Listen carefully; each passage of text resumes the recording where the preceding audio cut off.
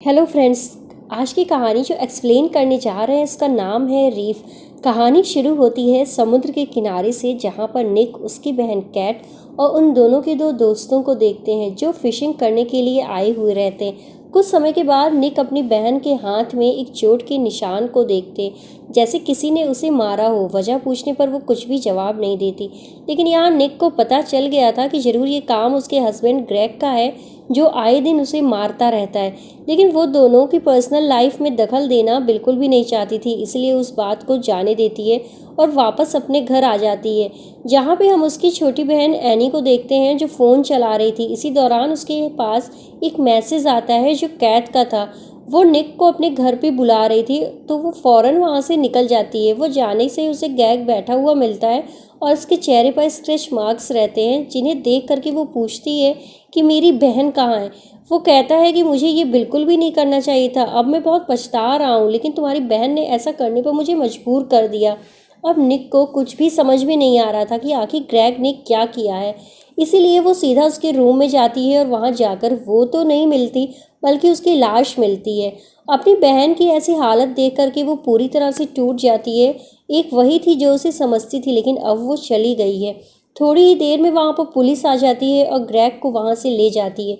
So friends, video में आगे बढ़ने से पहले हम आपको बता दें कि चैनल पर आपने अगर फर्स्ट टाइम पर विजिट किया है तो ऐसी ही और इंटरेस्टिंग स्टोरीज़ के लिए चैनल को सब्सक्राइब करना बिल्कुल भी ना भूलें और कमेंट भी ज़रूर करें, इससे हमें मोटिवेशन मिलती है आपके लिए मज़ेदार कहानियाँ लाने के लिए। तो चलिए वीडियो पर आते हैं। कैट को खोने का दर्द निक बर्दाश्त नहीं कर पाती। अब उसका यहाँ किसी भी चीज़ में मन नहीं लगता, इसीलिए वो कुछ दिनों के लिए बांग्लादेश ट्रिप के लिए आ जाती है, जहाँ पे उसका थोड़ा मन बहलता तो है, लेकिन कभी कभी उसे खुद के सामने कैट के विज़न आते हैं और अब उसे नींद भी बहुत कम आने लगी है। अब हमें दिखाया जाता है 9 महीने बाद, जहाँ पे हम एनी, निक और उसके दो दोस्तों को देखते हैं, जिन लोगों ने आज का प्लान समुद्र में जाने का बनाया है, जिसे निक थोड़ा सा रिलैक्स फील कर सके और उसका मन थोड़ा सा चेंज हो सके।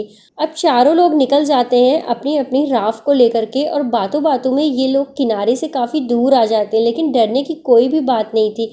ये वापस भी आराम से जा सकते थे। थोड़ी देर बाद सब लोग अलग अलग हो जाते हैं। तब निक एनी को देख करके पूछती है, क्या तुम ठीक हो?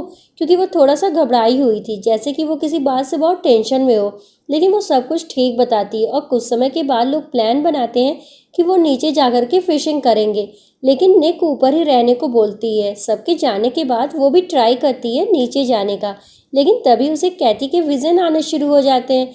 वो घबरा करके वापस ऊपर आ जाती है और इस दौरान एनी दूर के किनारे पर एक बच्चे को स्विम करते हुए देखती है, एक राफ्ट के साथ।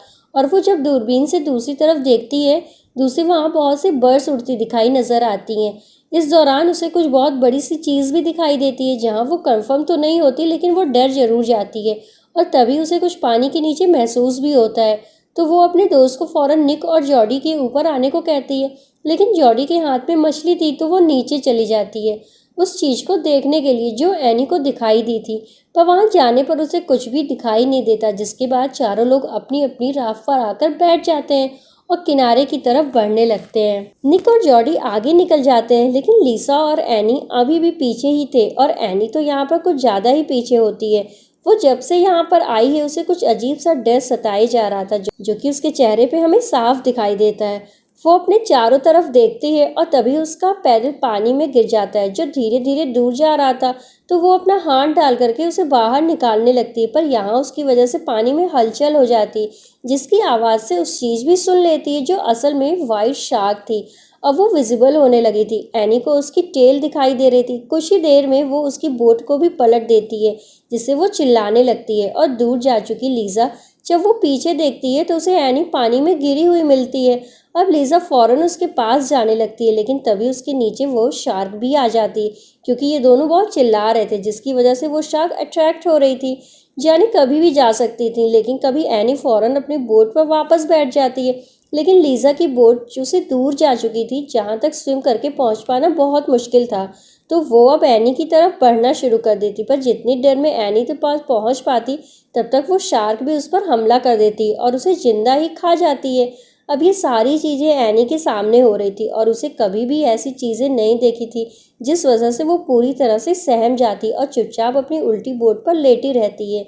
जब थोड़ी देर निक पीछे देखती है तो उसे उसकी दोस्त दिखाई नहीं देती, तो वो पीछे जाती है और उसे वहाँ सिर्फ एनी दिखती है। तो वो दोनों फौरन उसके पास जाते हैं। उसे लगता है कि शायद लीज़ा पानी के नीचे है, लेकिन जब उन्हें पानी में लाल रंग दिखाई देता है तो वो समझ जाते हैं कि वो तो अब जा चुकी है, जिससे कि जॉडी सबसे ज़्यादा उदास होती है क्योंकि वो उसकी सबसे अच्छी दोस्त थी। लेकिन अब ये लोग किनारे तक जाएं तो जाएं कैसे, क्योंकि पूरा पानी में तो खून फैल चुका है, जिसकी स्मेल शार्क और ज़्यादा अट्रैक्ट हो रही थी। और सबसे पहले तो उन्हें एनी की बोट को सीधा करना पड़ेगा, लेकिन वो पानी में उतरने का नाम ही नहीं ले रही थी।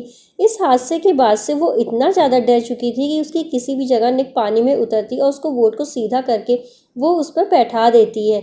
एक दूसरी ओर जॉडी अभी भी पानी में ही देख रही थी। उसे लग रहा था कि शायद उसकी दोस्त ऊपर जिंदा हो, पर तभी एनी उन्हें कुछ बताती है कि वो देखो, वहाँ पे उस आइलैंड पर दो बच्चे पानी में खेल रहे हैं। हमें उन्हें कैसे भी करके बचाना होगा और पानी से बाहर निकालना होगा। और वे उन्हें बचाने के लिए अकेले ही निकल जाती है। निक और एनी वहीं रुकी रहती हैं। उन दोनों बच्चों में से जॉन पानी में कूद जाता है और उसकी दोस्त एलिशा अभी भी उस लकड़ी के फेड़ी पर बैठी हुई रहती है। दूसरी ओर जॉडी तेजी से उनकी तरफ बढ़ने की कोशिश करती है, लेकिन जब वो पीछे मुड़ के देखती है तो उससे अपने पीछे वही शार्क दिखती है, तो वो खुद की स्पीड और ज़्यादा तेज कर देती है। कुछ देर बाद उसे अपने पीछे शार्क नहीं दिखती, क्योंकि अब वो तो जॉन के पीछे पड़ चुकी थी, जिसे अलीशा देख लेती है। वो जॉन को चिल्लाकर जल्दी से किनारे तक जाने को कहती है। जॉन समय रहते उसकी आवाज़ को सुन लेता है और भागते हुए अपनी मॉम के पास पहुंच जाता है, लेकिन अलीशा अभी फंसी हुई थी। कुछ देर बाद तो एकदम सन्नाटा हो जाता है। ऐसा लग रहा था कि मानो कुछ हुआ ही ना हो, लेकिन तभी अचानक से वो शार्क आकर उस लकड़ी को पेंचकर तोड़ देती है और अब अलीशा पूरी तरह से पानी में थी, जिससे वो शार्क को मौका मिल जाता है उसके करीब जाने का। तो वो करती भी कुछ ऐसा ही है। अब जैसे ही वो पानी में गिरती है, वो उसका पैर अपने जबड़े में फंसा लेती है और लीज़ा बहुत ही छोटी थी, तो वो ज़्यादा कुछ कर भी नहीं पाती। लेकिन तभी वहाँ मौके पर जॉडी आ जाती है और शार्क को वहाँ से भगाने में कामयाब भी हो जाती है। उसे लेकर फौरन उस आइलैंड के किनारे पर पहुँचती है और उसकी जान बचा लेती है। और कुछ देर बाद वहाँ पर निक और एनी भी पहुँच जाते हैं, लेकिन अलीशा के पर ज़्यादा खून बह रहा था। अगर उसे रोका नहीं गया तो उसकी मौत भी हो सकती थी। लेकिन यहाँ सोचने वाली बात ये थी कि असल में ये लोग यहाँ पर कैसे पहुँचे, इस वीरान से आइलैंड पे। यही सवाल निक जॉन की माँ से पूछती है, तो वो बताती है कि मैं और मेरा परिवार यहाँ पर आए थे एंजॉय करने के लिए, जिसके बाद मेरे हस्बैंड की दोस्त और वो कैंपिंग करने चले गए, पर उन्हें गए हुए 2 दिन हो चुके हैं और अभी तक उनका कुछ भी अता पता नहीं चला। तो वो उन्हें बोट के पास लेकर जाती है, जिसकी मदद से ये पास वाले आइलैंड पर जा सकते हैं मदद मांगने के लिए। पर वो बोट किनारे से काफ़ी दूर होती है, तो जॉडी और एनी उसे करीब लाते हैं, जिसके बाद जॉन की माँ और सारे लोग मिलकर के उस बोट के दोनों साइड पर उन्हें काफ़ी बांध देते हैं। वो निक को एक चाकू भी देती है, जिसके बाद वो तीनों आइलैंड के निकल जाते हैं। लेकिन बीच में निक और एनी में बहस होना शुरू हो जाती है। उसका कहना था कि कैट की मौत के बाद वो उसे अकेला छोड़कर चली गई, जिसके बाद उसे खुद को संभाला, वो अकेली पड़ गई थी। अगर उसने उसकी फिक्र की होती तो उसके पास ही रहती। अब निक उसे बहुत समझाती है, बहुत कहती है, लेकिन वो बात नहीं मानती।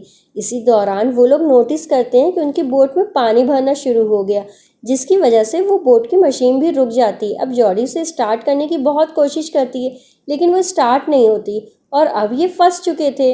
वो खुद से बोट को चलाने लगते। तभी यहाँ जॉडी दूर देखती ही खूब सारी बर्ड्स उड़ रही हैं और तभी अचानक से एक शार्क आकर एनी को पानी में खींच लेती है और निक कुछ भी नहीं कर पाती।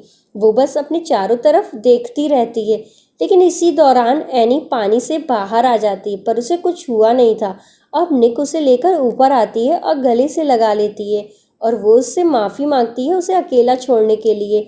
अब वो अपनी एक और बहन को खोना नहीं चाहती थी, इसलिए वो लोग फ़ौरन उस बोट से पानी निकालना शुरू कर देते हैं और फिर अपने पैडल से आगे बढ़ाने लगते हैं।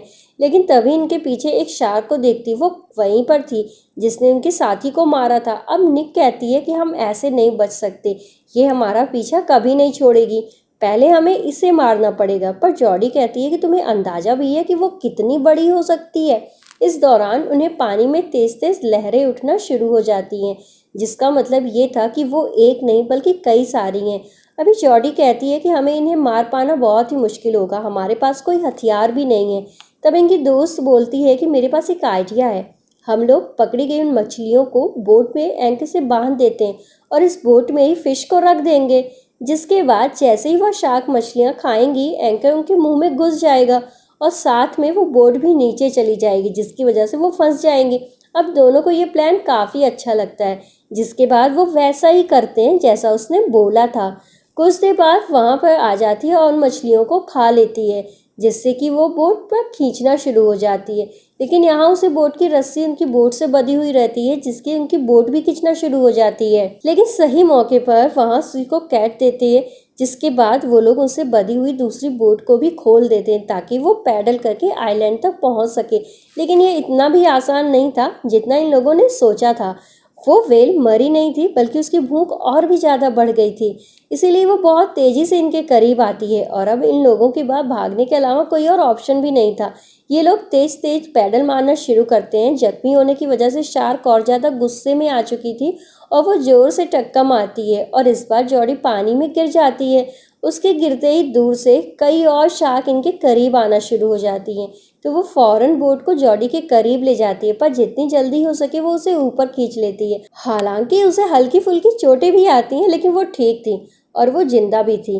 तब निक को कोई दूसरा आइडिया आता है। वह उस बोट पे रखे एक फिशिंग ट्रैप को देखती है जिसमें वो शार्क को फंसा सकते हैं, और तभी उसे शार्क दूर से आती हुई भी दिखती है। अब ये तीनों उस ट्रैप को लेकर के तैयार थे और जैसे ही वो आती है वो उसे फंसा देते हैं, पर अफसोस उसमें एनी भी फंस जाती है और शार्क के साथ नीचे चलने लगती है। अब यह देख करके निक फौरन वहीं भी चाकू लेकर के पानी में कूद जाती है, लेकिन यहाँ पर उसके सामने सबसे बड़ी मुसीबत ये थी कि वो ट्रैप पे कुछ ज़्यादा ही उलझा हुआ था और जिसमें वो शार्क थी और उसके साथ एनी भी फंसी हुई थी। इसी दौरान उसे कैथी के विज़न भी आना शुरू हो जाते हैं, लेकिन इस बार वो रुकने वाली नहीं थी। अगर इस बार वो डर गई और रुक गई तो वो अपनी एक और बहन को खो देगी, जिस वजह से निक जो चाकू लेकर के नीचे गई थी वो उसे शार्क में घुसा देती है, जिससे उस जगह का पानी धीरे धीरे लाल होना शुरू हो जाता है। अब वो शार्क ट्रैप में फंस जाती है और वो कुछ कर भी नहीं पाती, जिससे निक उस पर कई बार वार करती है और वो आखिरकार मर जाती है। पर इन सब के बीच एनी बेहोश हो चुकी थी और वो फ़ौरन उसे ऊपर लेकर के आती है, तब जाकर के उसे होश आता है। जिसके बाद वो लोग धीरे धीरे आइलैंड तक पहुंच जाते हैं, जहाँ पर इन्हें मदद मिल जाती है। और आखिर में हम देखते हैं कि ये तीनों इस आइलैंड के किनारे पहुंचते हैं, जहाँ पे इनके पास एलिशा का कॉल आता है, जो इनसे बात करते हुए बताती है कि उसकी पैर की चोट अब ठीक हो चुकी है और उसने अब गाय में भी चलाना शुरू कर दिया है, ताकि वो बड़ी होकर के जॉडी की तरह बन सके। इसके बाद वो लोग एक जगह पर जाते हैं जहाँ पर रखे पत्थर पर कैथी और लीज़ा का नाम लिखा था। वो अपने ग्रुप की फ़ोटो को वहाँ पर रख करके अपनी दोस्त को आखिरी बार अलविदा कहते हैं और कहते हैं कि तुम दोनों हमेशा हमें याद रहोगे। और इसी के साथ ये सर्वाइकल स्टोरी यहीं पर ख़त्म हो जाती है। वेल फ्रेंड्स, हम उम्मीद करते हैं कि आपको हमारी ये स्टोरी अच्छी लगी होगी। आपको ये स्टोरी कैसी लगी हमें कमेंट में ज़रूर बताइएगा, और अगर चैनल पर नए हैं तो please like share and subscribe ज़रूर करिए।